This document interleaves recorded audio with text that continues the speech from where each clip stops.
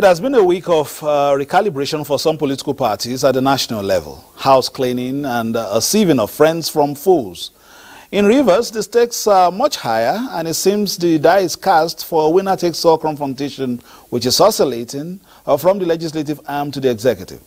In Ondo State, another letter of leave of absence, but will the actors allow the deputy to act? Also on political update today, INEC to release schedule for rerun and by-elections. We have this and more on our lineup. I'm Fisaya Ogunfuyi. Stand by.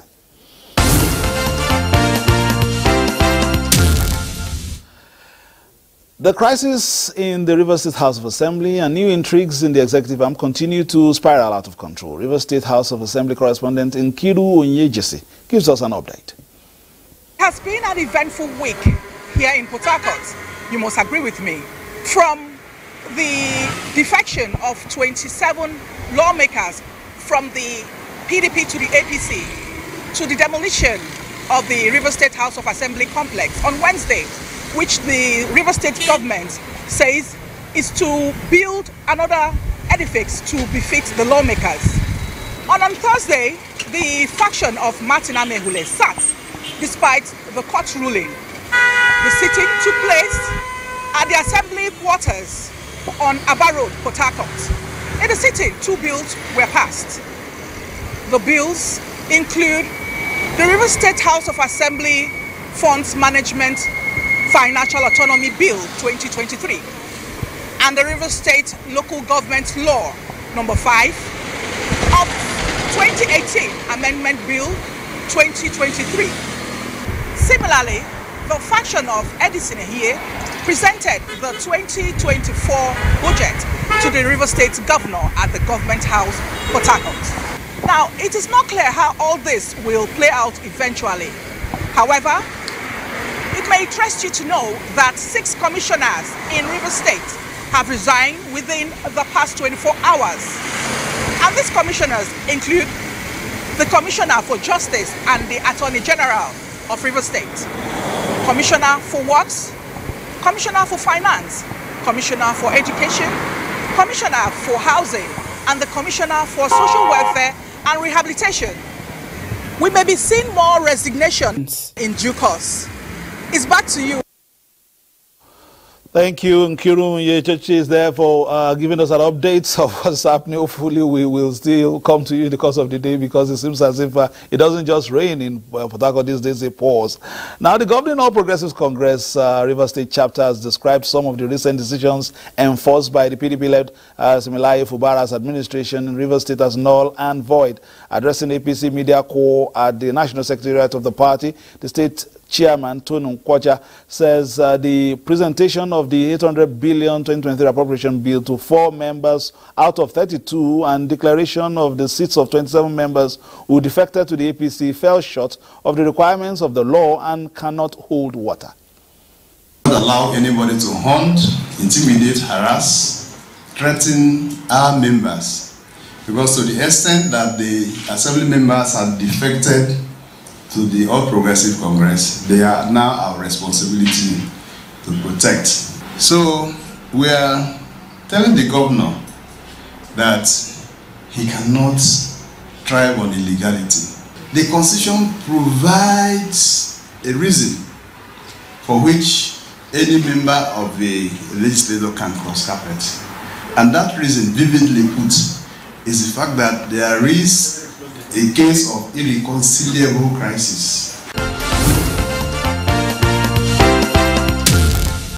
All right, to our discussion, many agree that in this dispensation, for sheer drama, the absurd, the bizarre, and the comical, just tune into happenings from Rivers State.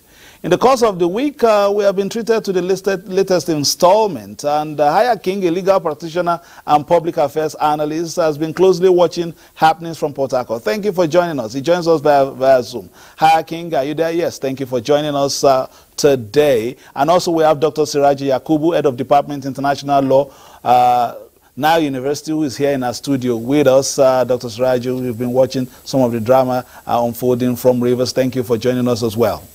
Thank you. All right, let's go first to Port Harcourt. Haya King, what are we, where are we now as far as this soap opera is concerned?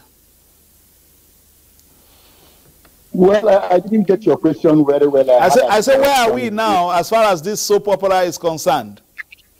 Well, the truth remains, let me state what I have always said.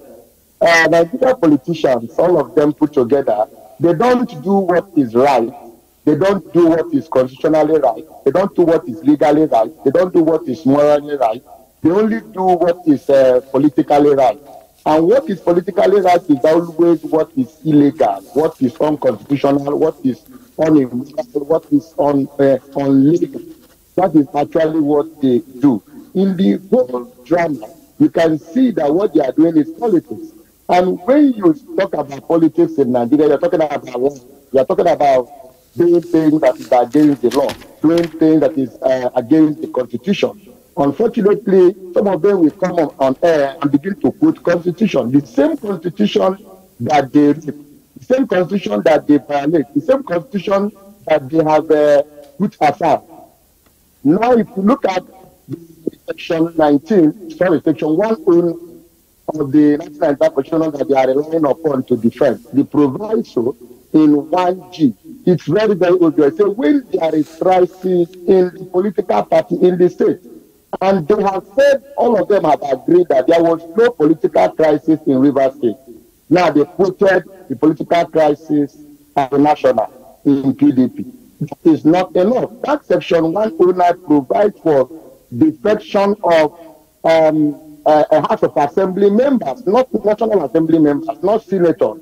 Now you can see that that provision was not there in the original 1999 Constitution. But it's as a result of this defection, to cure this defection, to cure this abnormality, to cure this incessant abandonment of the party that sponsored you, that provision was made. And now the politicians, they are still looking for a way to go around it and to make it not to work.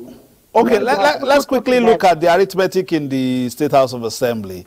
It seems as if, you know, for all intents and purposes from the, the viewpoint of the executive, 4 may now be greater than 27. No, it's not the issue of 4 being greater than 27. A lot of things have happened. And should governance be grounded? Should governance be stampeded? The answer is no.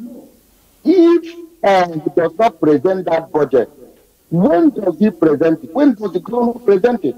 So who will he present it? Do we continue, we first people, Nigerians, do we continue to wait until when they reconcile to be able to present this budget? The answer is no. The show must go on, like we say in theater, in drama. The show must go on. Government must move on. Even if all the stakeholders, all of them drop dead now, all of them drop dead, the agenda must still go on. Something must happen. Somebody must take over. In 1966, they killed the Prime Minister, killed most of the key people in government. And the next day, somebody took over. The show continued. So I'm not sure this scenario you are painting is the very best scenario. But let's just take that, of course, as you're speaking. I understand. Let me bring Dr.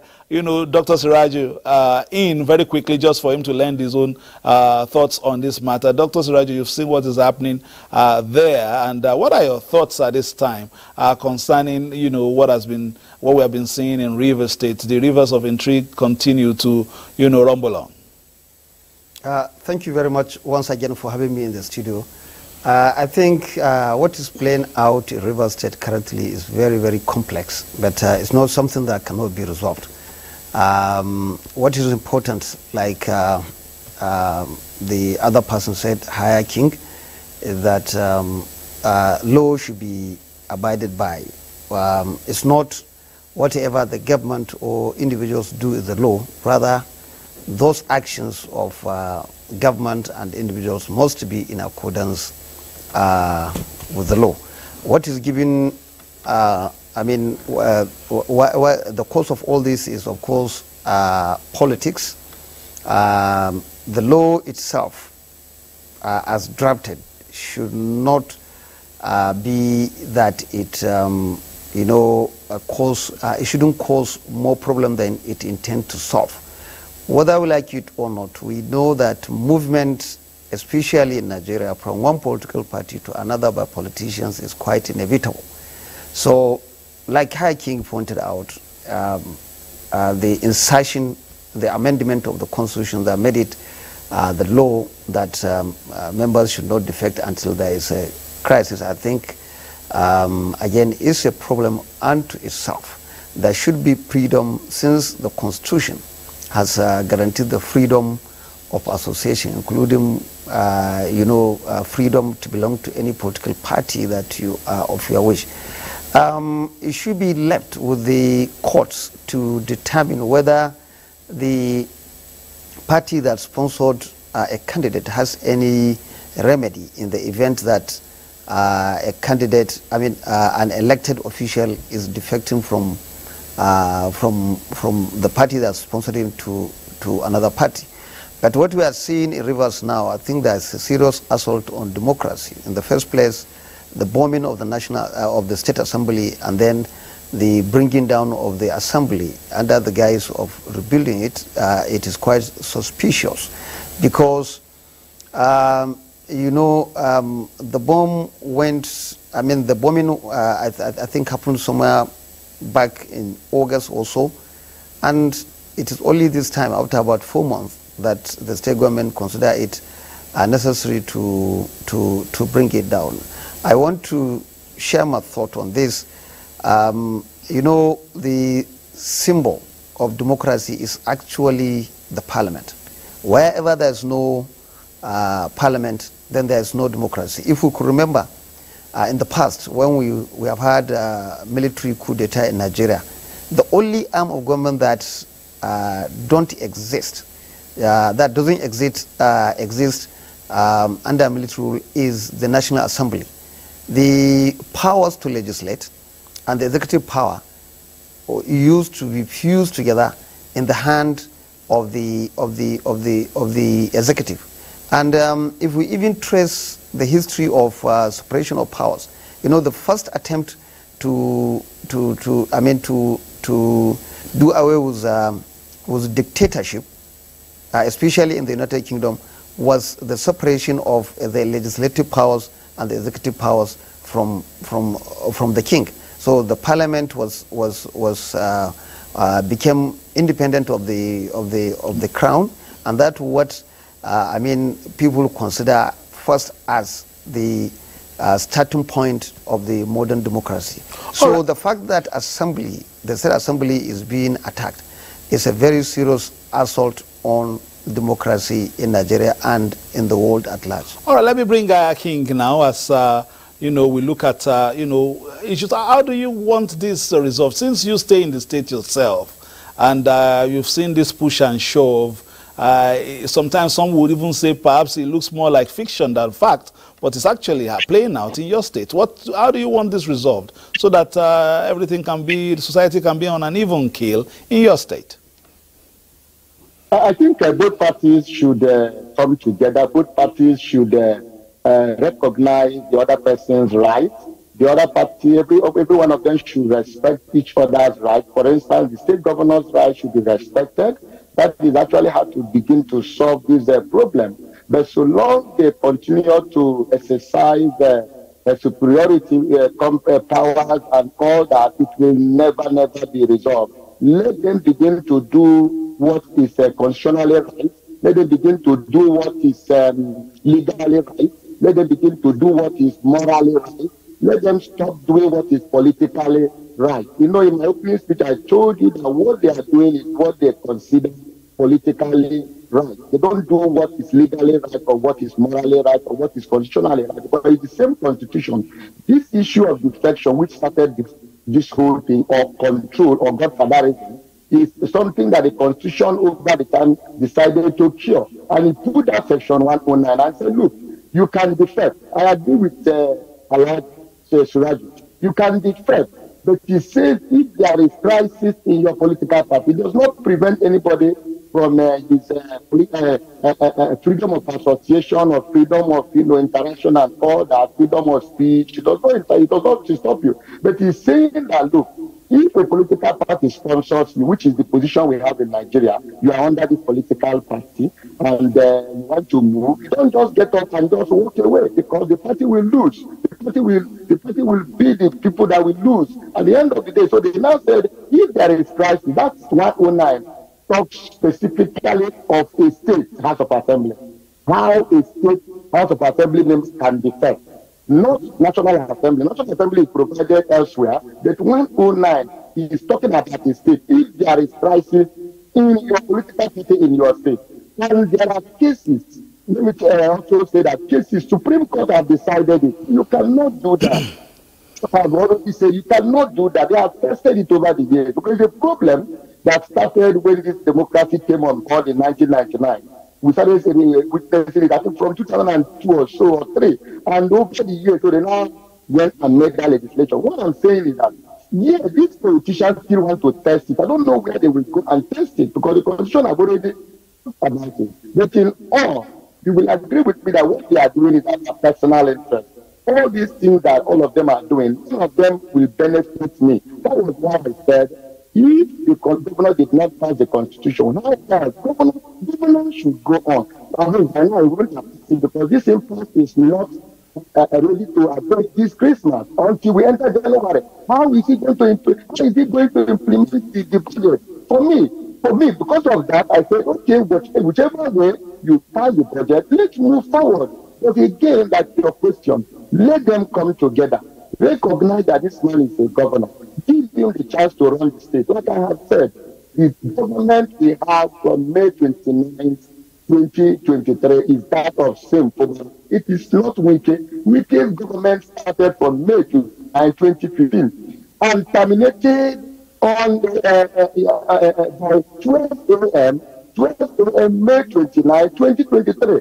Then from May 29, May last year, 2023, till now it is same government. So if this man should be allowed to run the state, both of them should come together and agree. When both of them agree, we can move forward. Because it's not helping any of us. We are the ones, the citizens of state, River State, my state, I am suffering it. That is affecting me. Look at the House of Assembly.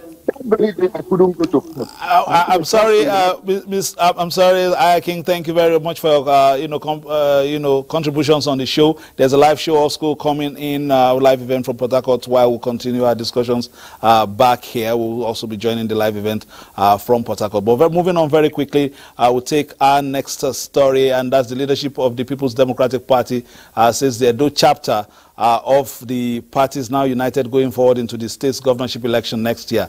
This was at the stakeholders meeting of the PDP National Working Committee with Edo State chapter of the party, where Governor Godwin Obaseki stated that he has no rift with his deputy governor. Critical stakeholders of the People's Democratic Party from Edo State converged on the party's national secretariat in Abuja for a critical meeting with the party's National Working Committee, where the unit of members topped the meeting's agenda.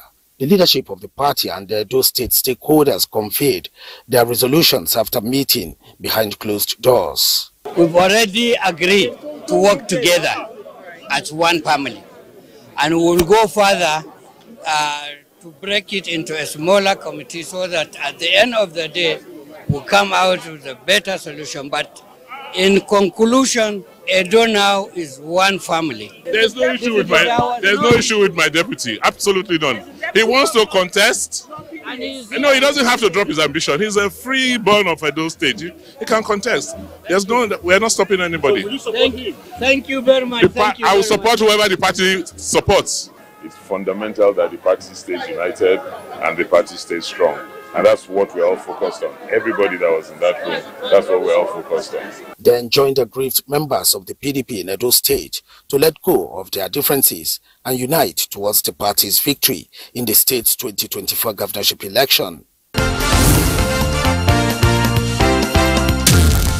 I wanted to say, Timothy, some of the shots didn't show agreement, but we'll go on. The Independent National Electoral Commission will soon release the timetable and schedule of activities for the rerun elections, which will be combined with by-elections in the constituencies where vacancies have been declared by presiding officers of the legislative houses following the death or resignation of 7 members of the National and State Assemblies. Chairman of the Commission, Professor Mahmood Yakubu, disclosed this in Abuja while swearing in new electoral commissioners to fill vacancies in 9 states of the Federation. This is the first time INEC is combining its regular meeting with the resident electoral commissioners' regs and the swearing in of new regs to fill vacancies in 9 states of the Federation. It is also the last meeting for the year 2023. INEC Chairman Professor Mahmood Yakubu reminded the new regs that the conduct of elections is not only a huge responsibility, but also a sacred duty. There can be no excuses for failing to hit the ground running and for making a huge difference to the quality and transparency of elections. We are conscious of the enormous responsibility of a resident electoral commissioner in the electoral process in a diverse and complex country like ours. 9 out of the 10 regs screened and confirmed by the National Assembly were sworn in at this ceremony.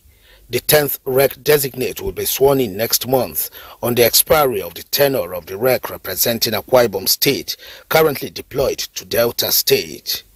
Among the 9 new regs, 4 have been career officers of the INEC, rising to the rank of directors.